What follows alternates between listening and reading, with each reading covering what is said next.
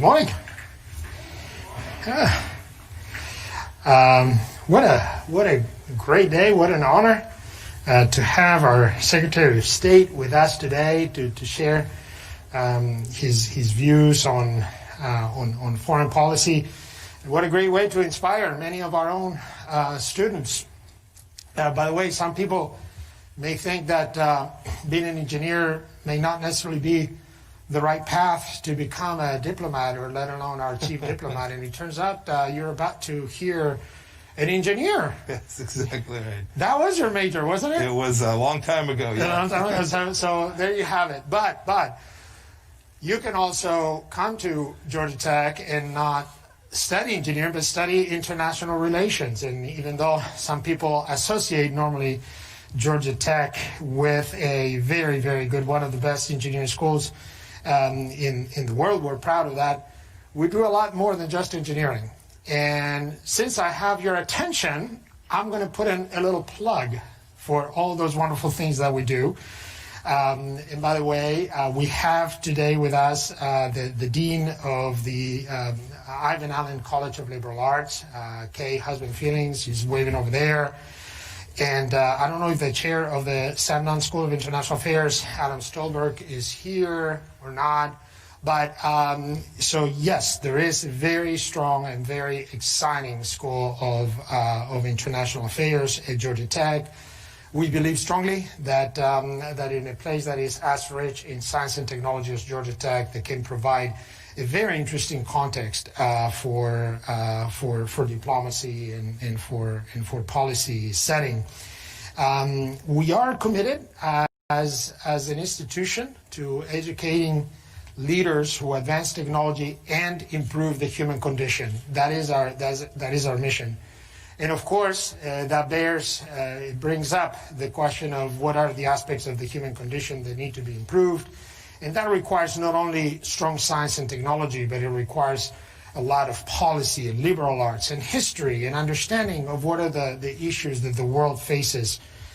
We understand that many of the biggest problems that we face as a species, or even the problems that affect us in the United States and here in Georgia, are global in nature. And understanding the dynamics of how decisions are made on a global scale is fundamental for the work that we do. And that's why we're so proud of the work that the Nunn School carries out at Georgia Tech.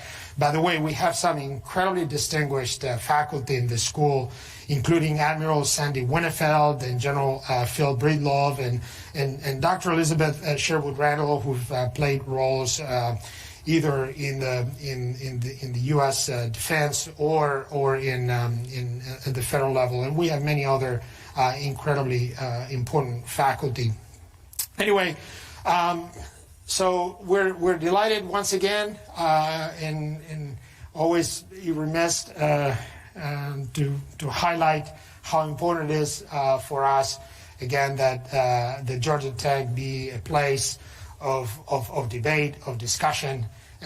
Not just Georgia Tech, but all of our universities ought to be places where we bring people together to discuss the big issues of our time in an absolutely open way. And I couldn't think of anybody better to bring a discussion about our nation's policies in relation to China than our chief diplomat, Secretary Pompeo, and it is my distinct honor to introduce him to you. You know that Secretary Pompeo is the 70th person to have this job. The first one, I guess, must have been Thomas Jefferson. What a distinguished line of individuals that you follow. Secretary Pompeo has had a whole number of jobs. I don't know if you know how to keep a job, but there is a very positive side to that, of course, which is that you have accumulated a host of experience that I think very few people can. Secretary Pompeo has been a soldier. He has been an attorney. He has been a business leader. He has been an elected official. He has run our intelligence, and now he is our chief diplomat. He's also slightly competitive. I found reading about him. Everything he does, he wants to do it well. He wants to be best in class. So when he went to West Point, he graduated first in his class. And then when he went to Harvard for law school, he was editor of the Law Review, which is one of the biggest honors for a law school student at Harvard. When he served our military, I think it caught you at a very interesting time, patrolling up and down the Iron Curtain in between West Germany and East Germany, and right before the fall of the Berlin Wall. And as we were trying to figure out earlier, he may be, we don't know this, but he may be the first person who's been the head of the State Department, having been director of the CIA. Which what an interesting perspective that would give you. So with that background is absolutely really it's fascinating background, and I'm incredibly honored on behalf of all of us at Georgia Tech to welcome, and please join me for a warm welcome to the Secretary of State of the United States, Secretary Pompeo. Please. Thank you very much. Thanks for that kind introduction. Welcome. Good morning, everyone. I love having the liberal arts dean back there. It was always a big challenge when I was in school, making sure I got the periods and the paragraphs, everything just right. I like the math, zeros and ones. President Cabrera, thanks for the very warm introduction that you gave me today. I want to personally thank you and Lynn for hosting our entire team here. When I come, it's not always simple, and especially in these times, it's even trickier with all the requirements. Thank you for getting that right, and thank you too to all the leaders here at Georgia Tech and students. Those of you watching virtually, I appreciate you joining me for what I hope will be a good conversation today. I have some opening remarks, and then President Cabrera and I will have a chance to have a lively conversation. I know we have a couple special guests, some good friends. Former Congressman Phil Gingrich's here. Phil, good to see you.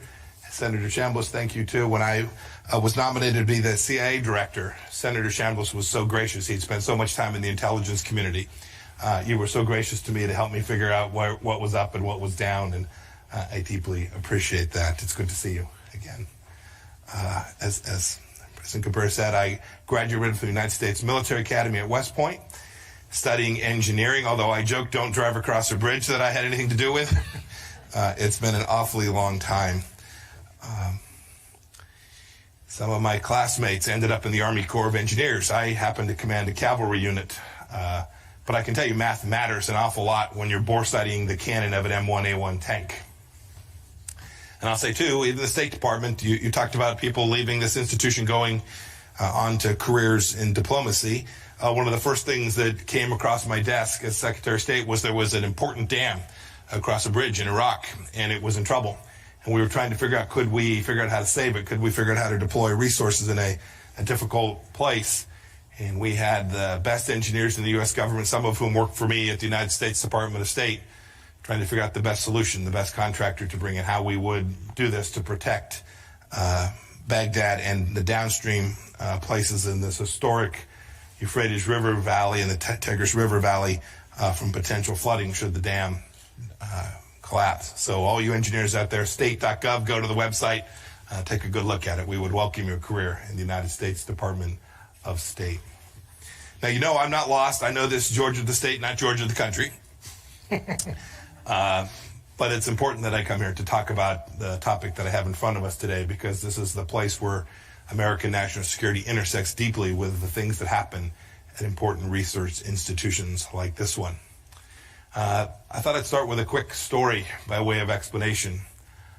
Professor Fei-Ling Wang is with us here today. Professor, I didn't see you sitting where? Welcome. Nice to see you. Several years ago, Professor Wang took a trip to China where he was scooped up by security agents inside of China. He was held in a secret location for 2 weeks.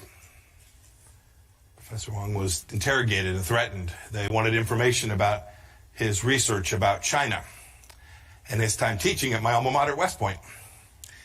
He could tell you the stories better than I could, but they thought they could intimidate him or perhaps recruit him because he's ethnically Chinese. It's a blessing he's here with us today, and thankfully he was released after pressure from the leadership lots of places, including this very university and the Carter Center. The lesson I think that we can take away from this is clear. It's that the Chinese Communist Party wants what we have, and they will do whatever they must do to take it and get it. They will steal our stuff. They will pressure critics of the Chinese Communist Party to keep quiet. They will do whatever it takes. And it's important to come and talk with the American people about this, because Americans must know how the Chinese Communist Party is poisoning the well of our higher education institutions for its own ends, and how those actions degrade our freedoms and American national security. If we don't educate ourselves, if we're not honest about what's taking place, we'll get schooled by Beijing. Now, it's taken this country, and indeed the entire free world, a long time to understand the trajectory that China is on today. In fact, we're not quite there yet everywhere in the world. There's no one to hold accountable for this. That's not the important part.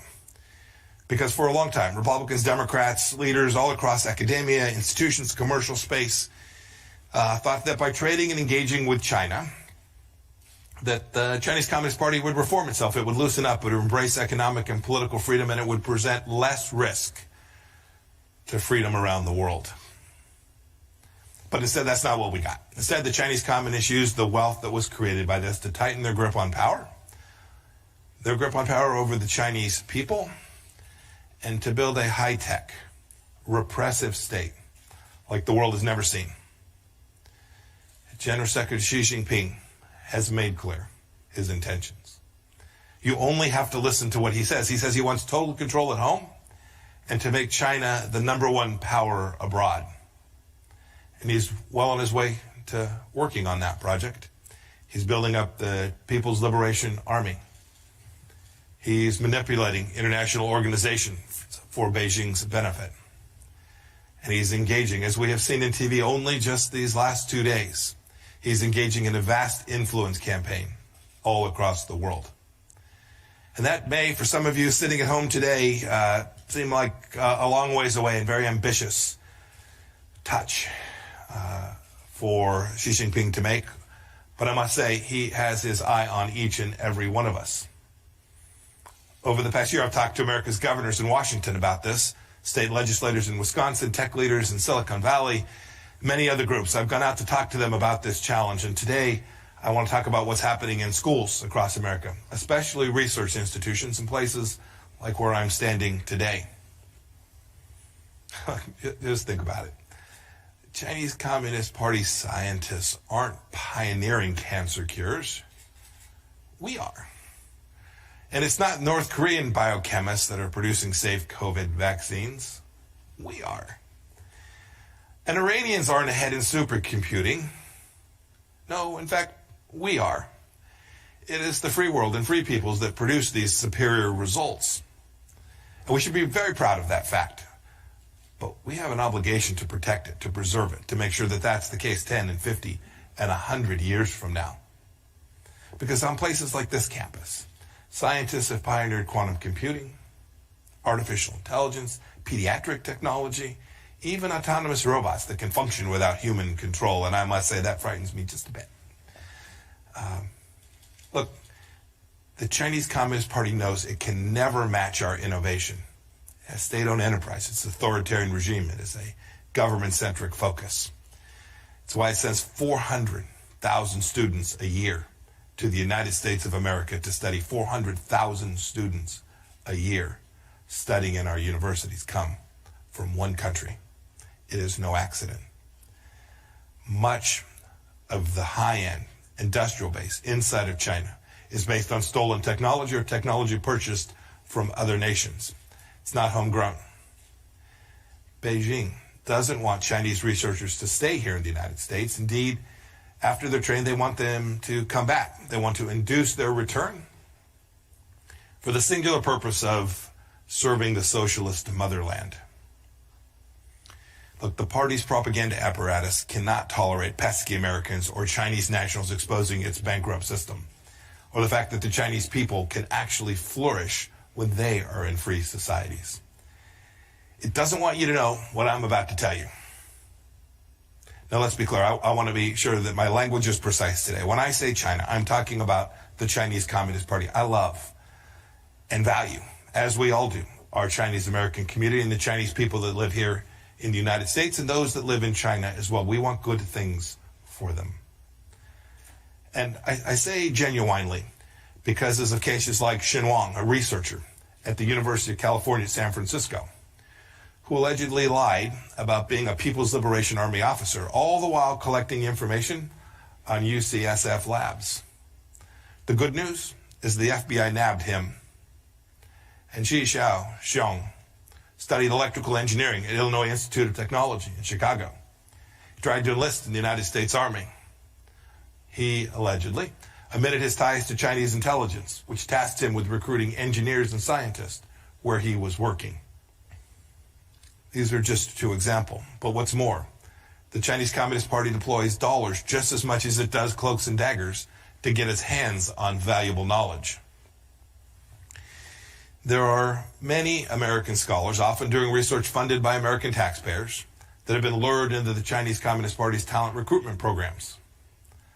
The CCP pays them what is for them a fortune to do research related to their current fields for or in China, and then often uses the fruits of their brainpower to build its military strength. A researcher from my home state of Kansas was caught up in this trap, as was the Harvard chemistry department head. Think about that. The Director of National Intelligence, John Ratcliffe, recently described the CCP strategy as rob, replicate, and replace. But I want to add another R to the DNI's list. I want to add repress. Yang Zhuping, a student from China, delivered a commencement address at the University of Maryland back in 2017, just a couple years back now. She praised the fresh air of free speech. She was soon demonized and harassed by CCP propaganda outlets.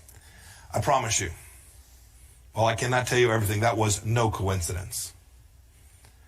One University of Georgia student said of the CCP secret police in 2018, quote, "They have harassed me repeatedly and asked me to give them information about the activities of overseas democracy activists and dissidents. And they are particularly interested in the activities of Uyghurs and Tibetans," end of quote. Some of the CCP's biggest victims on campuses are innocent Chinese nationals themselves. And this is a tragedy. We have a responsibility to police this. Another example, at Princeton, just this year, students in a Chinese politics class were forced to use code names on their work, lest the CCP discover their identities and prosecute them for free expression of views on Hong Kong and the CCP under its draconian new national security law. That's right here. This happened right here in the United States of America. American students talk about safe spaces as shelter from ideas they dislike. Chinese students need safe spaces to learn of the ideas that they love. What a stark contrast. Students from China at American universities also live in fear that their families back home will be arrested, will be interrogated, tortured, or worse because of the things they say in an American classroom. But look, the CCP doesn't just target Chinese nationals. They want to influence American students as well. Professors and administrators, too. Look, they know that left-leaning college campuses are rife with anti-Americanism and present easy targets for their anti-American messaging. That's why they planted Confucius Institutes on our campuses. And under President Trump, our State Department has made very clear these Confucius Institutes are literally up to no good. Many have gone away. Many campuses have seen that, and they've chosen to close down these institutes. But right here in Georgia, Wesleyan College still has one in Macon. Look, it's why there are groups on campuses called Chinese Student Scholars Association here too. They're directed and almost always funded by the Chinese embassy or a local Chinese consulate. Its purpose, to keep tabs on students and to press pro-Beijing causes. Now you would think At freedom-loving places like Georgia Tech and institutions and scholars all across the world, administrators, school faculty would be more up in arms about the Chinese Communist Party's outright theft and flagrant violation of freedoms that I've described. But we see it too seldom. Well, why? Why do schools censor themselves? They often do it out of fear of offending China. Indeed, I must tell you that MIT wasn't interested in having me to their campus to give this exact set of remarks. President Raphael Reif implied that my arguments might insult their ethnic Chinese students and professors. But of course, nothing could be further from the truth. Those are the very people that this set of remarks is intended to protect their freedoms. And I must say that yielding to the objection of hurt feelings plays right in to the Chinese Communist Party's hands. They watch America closely. It's what the party says constantly in response to legitimate criticism around the world. You can see it. And how would the party know how the Chinese people feel anyway, as no one ever gets to vote? Look, we can't let the CCP weaponize political correctness against American liberties. We have to protect and preserve them. Fraudulent cries of racism or xenophobia should never drown out a candid exposure of the activities of the Chinese Communist Party. But we see too often on American campuses that there's silence and censorship. It's been driven by the Chinese Communist Party. Usually boils down to something far less idealistic. So many of our colleges are bought by Beijing. Let me tell you about Vera Zhou. She's a permanent resident of the United States of America. She's originally from China and a senior at the University of Washington. In October of 2017, so just on 3 years ago, she returned to China to visit her father. Local authorities put her in a re-education camp. A re-education camp for 5 months and under house arrest for 18 months after using a virtual private network connection to connect to her school's website. Something many of you are doing even as I speak. Back here, we saw this. Our State Department team, Vera's mother, Bob Fu, a great friend of the Chinese people, desperately petitioned the University of Washington to advocate for her return. But the University of Washington, a woman named Sarah Castro, the head of the Federal Relations Office, said that the university wouldn't help because of a multi-million-dollar deal with China. Now, thank God, Vera was eventually released and returned to the United States, but no thanks to the University of Washington, and no thanks to the deal that it had made with the Chinese Communist Party. The U.S. Department of Education, over the last years, has found that schools have taken an estimated $1.3 billion from China since 2013. That's just what we know about. Like so many, like Columbia, so many schools that have failed to report the true amounts. What more bad decisions will schools make because they are hooked on Chinese Communist Party cash? What professors will they be able to co-opt or to silence? What theft and espionage will they simply overlook? What business deals will get done as a result of that? Look, there's a lot of work to do, and I have laid out a pattern and practice that every American needs to know about. And we need to begin to respond to this sooner rather than later, and our administration has begun to do that, but there is an awful lot more work to do.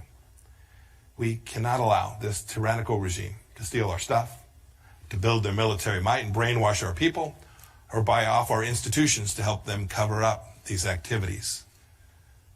We cannot let the CCP crush the academic freedom that has blessed our country and blessed us with great institutions like the place that I'm standing today. But we need your help. We need help of students, we need help of faculty, we need help of administrations all across America. We need trustees to police their endowments and the deals that universities are striking with the CCP and CCP-backed groups.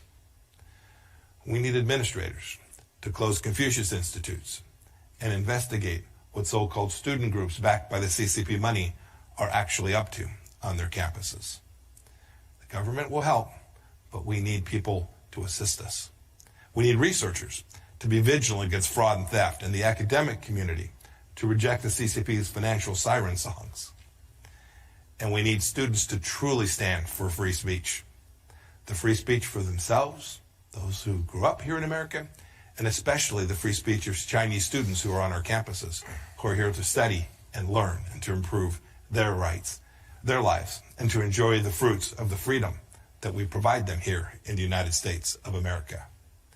Look, we need you all to speak truth to power in solidarity when administrations exert pressures on censorship, as has so often happened to protect deals with Beijing.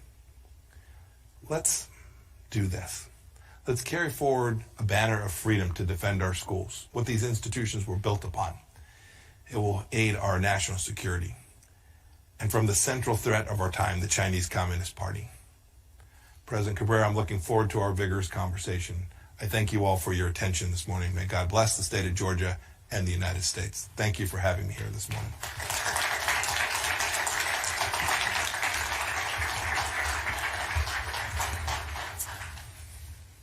Thank you so much, Secretary. And appreciate you coming here and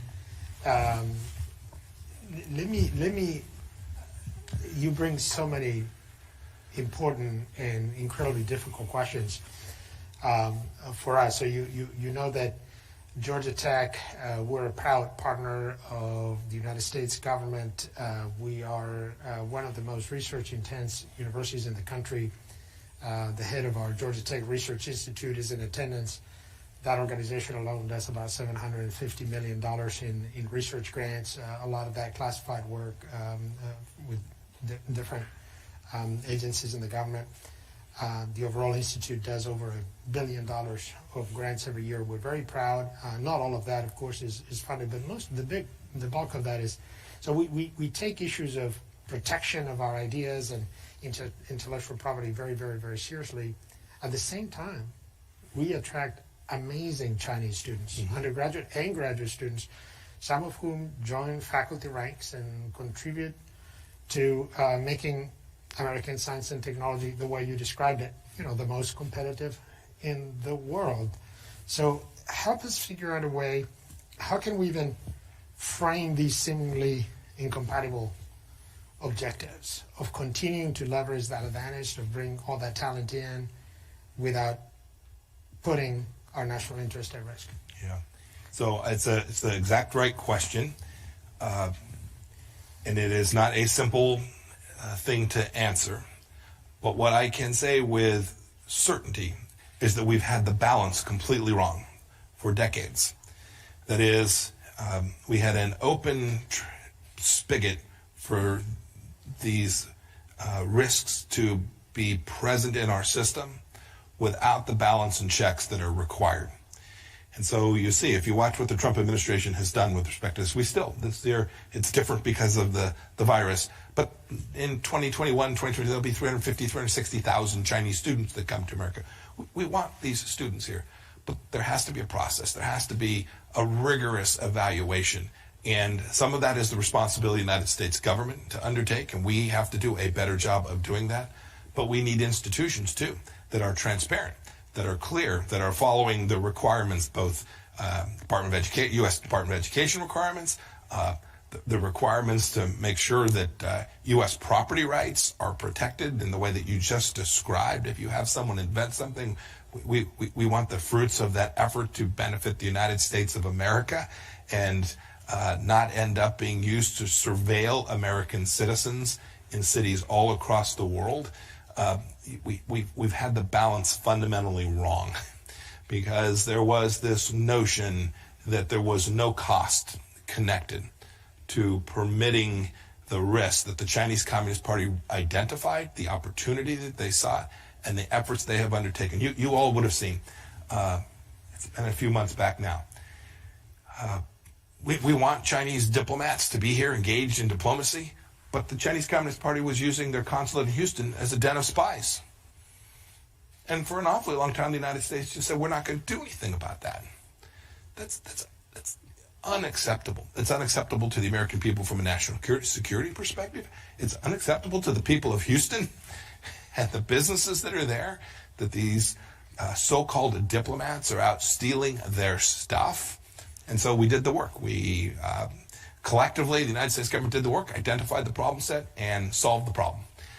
This is the model that we have to use. The model has been, for an awfully long time, it's a big country. There's enormous economic opportunity by engaging with them. Let's just do that and hope things turn out well. It's too dangerous. The Chinese Communist Party has a mission set. We only need to listen to General Secretary Xi Jinping's vision for global hegemony and the capacity that he has developed to actually execute. He has capability and intent. Those are the things that present risk to America, and so we have a responsibility to take on these hard problems, to protect American freedom, to welcome citizens who want to come study at our universities from all across the world, but do so with an eye towards making sure that we do all the things that we are duty-bound to ensure that we protect. So thank you. It turns out I myself came to this country as an international student. So I grew up in Spain. I was lucky enough to get a Fulbright scholarship, one of the wonderful programs of the United States State Department, and I have experienced it personally, how thousands and thousands of smart young people around the world, they dream of coming to a great American university. That's their own dream to go to somewhere else. They want to be here. So always sensitive to, again, being smart about the way you described it, about protecting our interest, and at the same time not sending the message that would somehow weaken that huge advantage that we have, right? That we have first picks. It's almost like we have first draft picks every year. Smart people around the world, we get to choose first. So how do we, continue to send that message? Wait a second, we want smart people to come here. So given that you're our first, our number one salesman also, that's, I guess, part of your job description. I think I just sent exactly that message. This is why I'm here. We want these students. But when they're here, it can't be the case that they live in fear. Right? These institutions, you will have an obligation to protect these students as well. Right. I mean, these students are returning home to suffer. A Fulbright student coming in from some country ought not be returned to their home country and to suffer from the jackbooted thugs that now want to take the information that they got, send them back into the United States only to have them just take a little bit more information that they're going to hand off to the Chinese MSS, their security apparatus, or the People's Liberation Army, their formal military team, or to the Chinese intelligence services. This is not the best of America. We have a responsibility to those Chinese students, too, in addition to the duty that I described to protect American national security. We have an imperative to get this right. And when we do, I'm convinced, President Cabrera, I am convinced that this will still be a beacon. The number of American students studying in China in 2021 I didn't refer to, it's very small. Why? I have it here. Yes, why? Why is that? It's because if you want to be a technologist, if you want to be an innovator, if you want access to capital, if you want to be around a network, an ecosystem of innovators to create the next great whatever it is you want to go create, where do you do it? You do it in the United States of America. We cannot forfeit that capacity by allowing the Chinese Communist Party to infiltrate our research institutions and take that away from us. After all, it is that American private sector, the American taxpayers of the state of Georgia have invested in preserving, promoting, and building out this enormous capacity. It's we've lived in a bit of a fantasy world for the last 40 years. It is time for the balance to be struck to both maintain our competitive advantage and protect the American advantage from the threats that the Chinese Communist Party has clearly stated they intend to, the cost they intend to impose upon us. So I have the data. In fact, this is your data. This is the Open Doors. I know it well. Yes. I love it. By the way, keep this. This is the best source of information we get every year. And speaking of imbalances, that's another imbalance I wanted to discuss with you. Right, so we get about, give or take, we get about 1 million international students in the U.S. every year. About half of that comes from China and India alone. A third, more than a third, like 35%, is from China.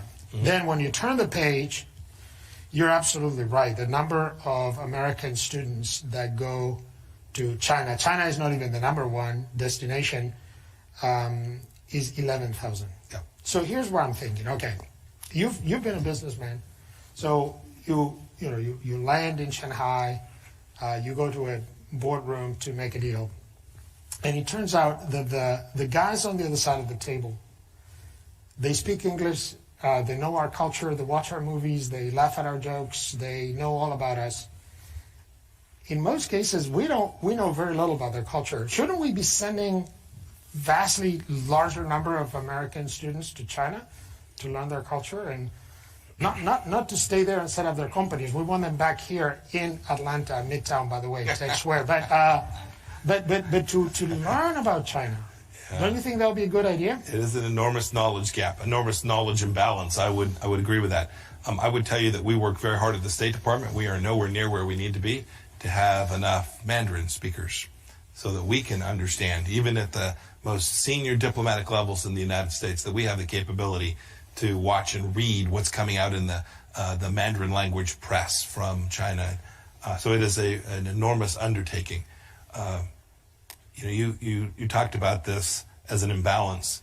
One of the central theses of our policy with respect to China these past 4 years has in fact been about that, about reciprocity. So imagine now you're a company here at Georgia Tech and you want to go build out a business in China because you want to sell to the 1.4 billion people there. You need to make an investment.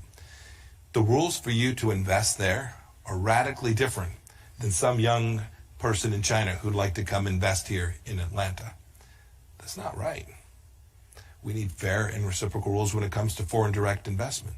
We need fair and reciprocal rules when it comes to press reporting.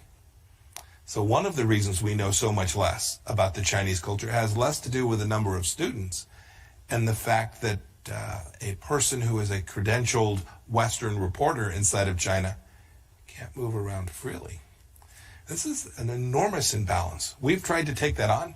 We had Chinese propaganda outlets here in the United States that were running free and clear, while valid U.S. media companies that wanted to report on what was taking place, by the way, at an incredibly important time when the Chinese Communist Party was permitting the export of a virus around the world, and they couldn't get to the places that they needed to get to find the information that would have been very valuable for the United States to have had in a timely fashion. So there's enormous information imbalance attached to that.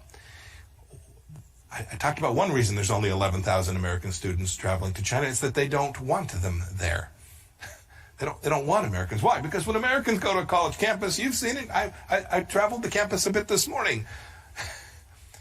Students jogging, running, talking, having fun, inquiring, doing the things that we do in a place, a democracy, a republic like our country. This is not the Chinese campus. And so there's an imbalance there. And we have to work to convince and impose cost on the Chinese Communist Party until such time as there is reciprocity in every space. The President talked about it in trade. We've talked about it in terms of freedom of navigation in the South China Sea. I could go through the list of places where we have for decades permitted the Chinese Communist Party to have an exception to every international rule. So what's another example? The World Trade Organization, an important institution to make lives better for jobs for people right here in the state of Georgia. Nearly every country participates in a single way. The Chinese Communist Party says, no, we're special. We should be a developing country with a set of trade preferences that benefit China enormously. And what the Americans just, for decades, this isn't partisan, both political parties just said, we're going to let that pass. It can't be any longer. And this is what President Trump has said. We're not going to do that anymore.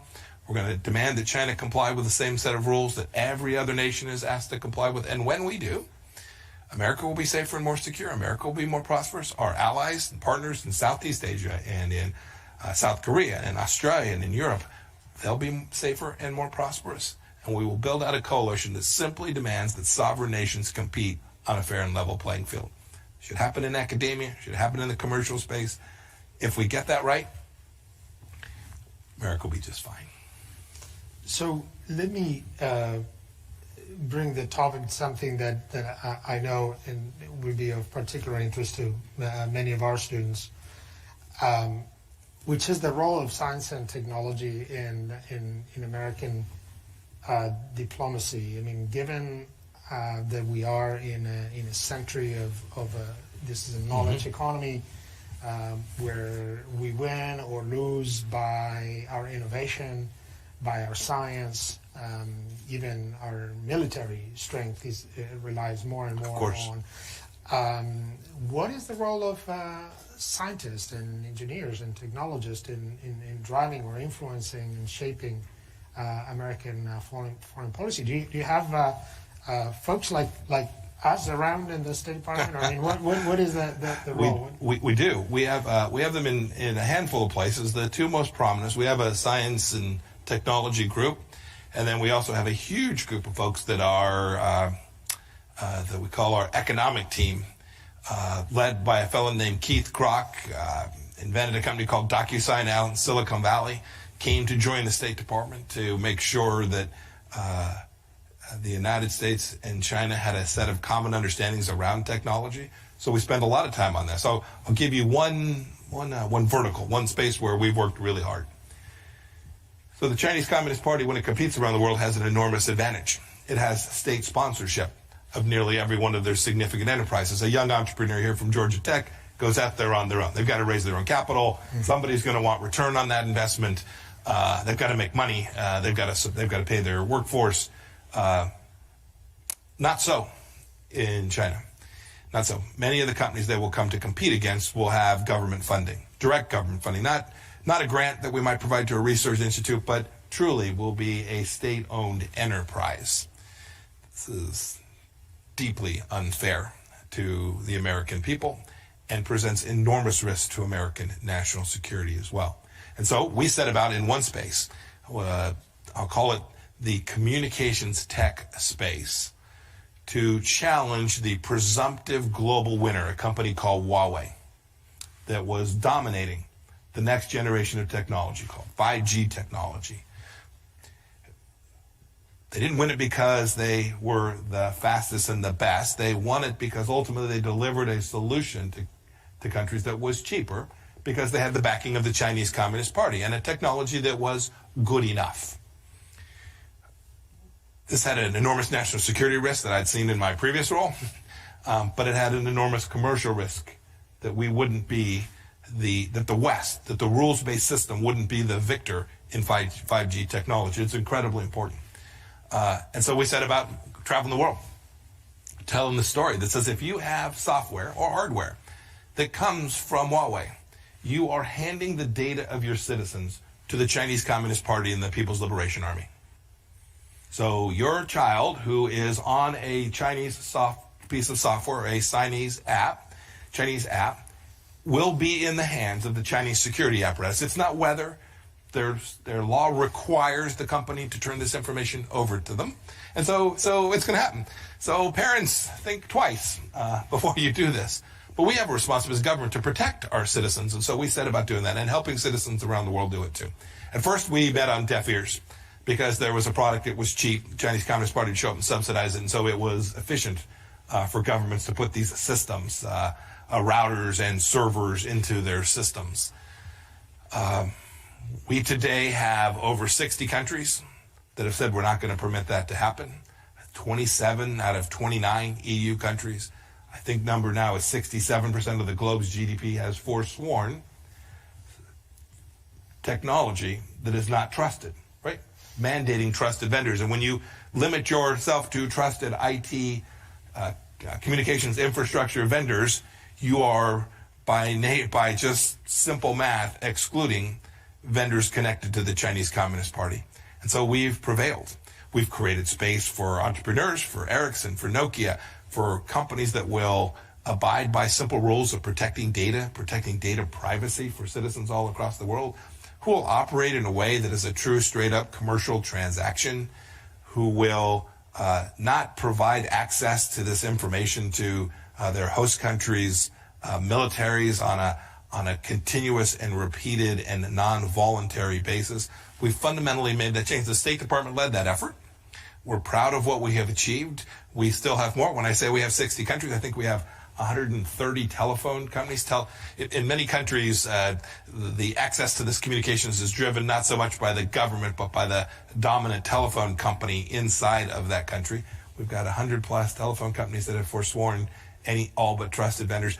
This is where technology, innovation, and diplomacy come together to help America be more secure and more prosperous. It's a good story. There is an awful lot more work to do in lots more spaces. So, and it creates also one of those incredibly difficult questions to solve. I guess that's why you get paid the big bucks, as they say, to try to figure out these balances. But so there are areas of research in technological research that clearly are of a competitive nature, right? We want our fighter jets and our weaponry system to be better than anybody else's. We want our companies to have products before anybody else. But there are areas of science that are global in nature, right? I mean, and the coronavirus is the perfect example, right? At this point, honestly, who cares? Who comes up with the cure first or the vaccine? What we want is, whatever 3 billion, 4 billion people to get a vaccine. In fact, the sooner the Chinese sequence the virus and make that available, the sooner we all could start working on the new RNA vaccine or DNA vaccine and so forth. So again, how do you balance the competitive nature of some research areas with the fact that in many of the big questions that we deal with as a species, we're in this together, right? These are global threats that we all face that we want smart people everywhere, even in China, to help us figure out. Sure. No, this policy isn't restrictive. But this advancement of civilization best takes place in the context of the rule of law, the liberal international order, sovereign nations, the protection of property rights, all the things that our founders knew so well. This is not the model that Xi Jinping wants for you and wants for you and your children. It is a very different model. It is a model that ultimately collapses upon itself. But in the meantime, we have an obligation to protect and secure American prosperity. And when we do, I can say this with certainty, when we do, citizens all across the globe will benefit from that. I've seen it. I've seen it with my own eyes. I've seen American technology linked up with technology that was manufactured and developed inside of India, linked together to serve people in destitute places in difficult parts of Africa. I've watched it improve their lives. And each step along the way, it benefited from the fact that there was someone out there operating in an ecosystem that respected the rule of law, respected property rights, permitted commerce to take place, contracts were honored. If there was something went amiss, there was a court system that one could resolve the conflict. This is the West. The West isn't a place, it's a concept, it's an idea. This is the West. And the challenge that's here on campus that I spoke about is in fact the challenge between freedom and tyranny. It's the challenge between the ideas that we have in the West and an authoritarian model that has been adopted by the Chinese Communist Party with the sole intention of spreading it as the predominant model around the world. I with all my heart, I can tell you, President Cabrera, that is not in the best interest of people anywhere, including inside of China. So let me, if you don't mind, switch gears a little bit and get somewhat personal. I know many of our students are thinking about careers and career choices, and earlier I joked that you don't seem to be able to keep a job. I hope you're referring to this one now. No. Of course not. No, but I feel like I could make the joke because I feel somewhat in the same place. I've changed and I've done various. As you look back and try to make sense of your career again, having been a soldier and an attorney and a business leader and so forth, how these experiences inform even the way you carry out your job now? Because this is a one-of-a-kind job you have now. But if you look back, how do those experiences prepare you for this? If you stare at it in hindsight, one could argue that there has been a progression, that each task that I've had put in front of me has prepared me, put me in a better place to be, to at least have the capacity to be more effective in the next job that I took on. I think that's true. I didn't set out on that path. No one could dream that you'd be the 70th Secretary of the United States of America, for goodness sake. Although I am mindful, President Trump is the 45th president. There's a lot more turnover in my job than there is in his. I always think back to what my father taught me. Wherever you are, wherever you find yourself, work your tail off. I tell young people, I get asked by young people all the time, well, tell me what I should do to be successful. And the answer is, I have seen successful people who are lazy, but not very many. Most people who find success, however they define it, achieve that because they were prepared to make sacrifices, to make trade-offs in their life, and to work really, really hard. The second thing is to grow where you're potted. Don't be chasing that next dream. Don't spend your time looking over the horizon about the job you want someday. I have not found that to work, not just for myself, but in all the others who I've helped and tried to mentor. In the end, if you work hard and do well, opportunities will present themselves, not every day and not always, but with enough frequency that the right solution is to stay very, very focused on the task that you have in front of you and do it really, really well. The second thing is there is nothing like one's reputation, the capacity for people to understand the character of who you are, and you only get to build that over time and every day. And so wherever you find yourself, you got to speak the truth, even when sometimes it is not welcome and it's difficult.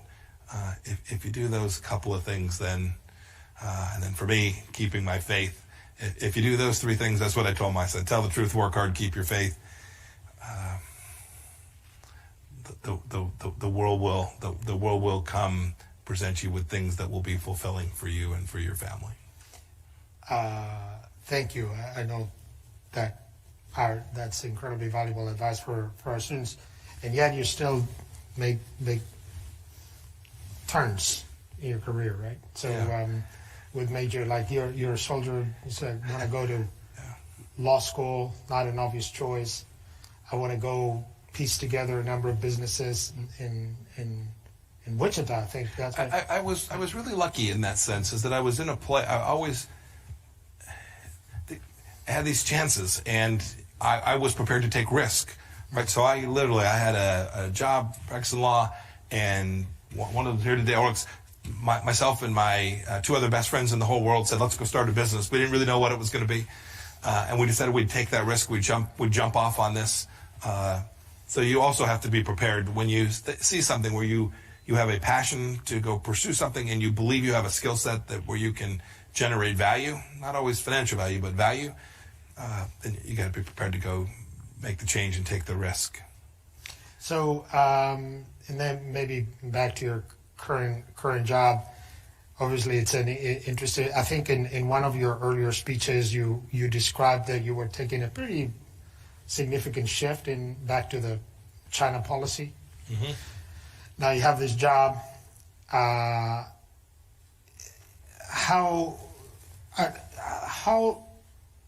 likely are we to see some of these policies stay beyond January, or are we going to see another 180-degree shift? I mean, some of your message is not necessarily partisan, right? I mean, you would have.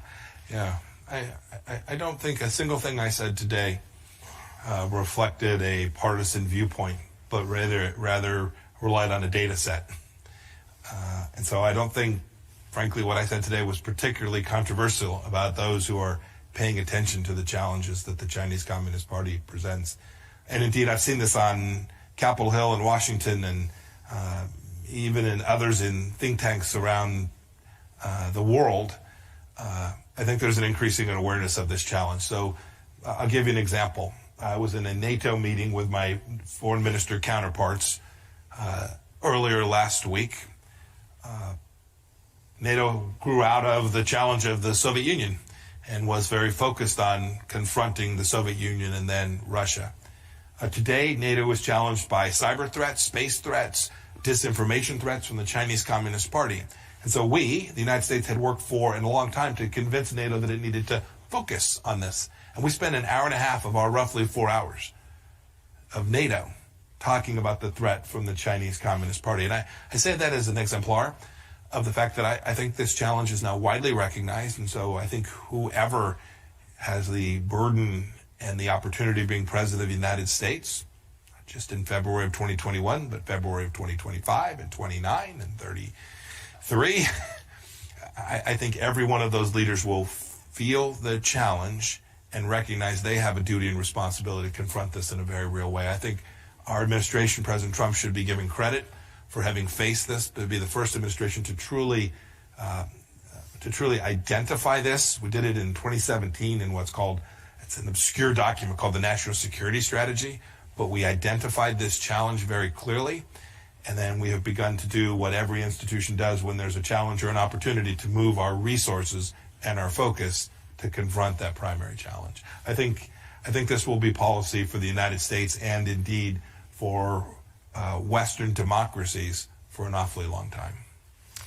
Well, I think we're pushing our luck with your time. You've been awfully generous, and what I can tell you is I really appreciate you and your service. I know how intense your job is, because I know some of the people who work with you and run around the world chasing you. And regardless of how people feel about policy, I think we all need to agree that we appreciate public service. We appreciate what you've done for our country, and we thank you very much for spending some time with us today. Thank you so much, Secretary Pompeo. No, thank you very much, sir. Thank you. Thank you all.